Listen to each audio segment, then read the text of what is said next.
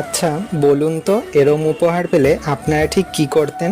রাধে রাধে, কেমন আছেন? আশা করছি আপনারা খুব ভালো আছেন, আমিও খুব ভালো আছি।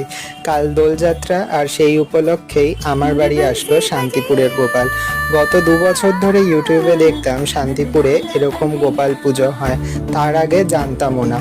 হঠাৎ কাল আমায় হোয়াটসঅ্যাপে অন্বেষা দিদি মেসেজ করে বলে যে তোর জন্য শান্তিপুর থেকে একটা গোপাল এনেছি। আমি তো শুনে অবাক। একটা কথা বিশ্বাস করি, ভগবান যেটা চাইবেন সেটাই হবে, আমরা তো নিমিত্ত মাত্র। এই দেখুন, আজ হয়তো দিদির মাধ্যমেই ভগবান আমার কাছে আসলো, তাও আবার দোল পূর্ণিমার মতন একটা এত ভালো দিনে। থ্যাংক ইউ অন্বেষা দিদি, এত সুন্দর একটা উপহার দেওয়ার জন্য। আর আরেকজনের কথা না বললেই নয়, সে হলো রিজু দাদা। কারণ এই গরমে গোপালকে শিয়ালদা অবধি এসে দিয়ে যাওয়ার জন্য। থ্যাংক ইউ তোমাদের দুজনকেই।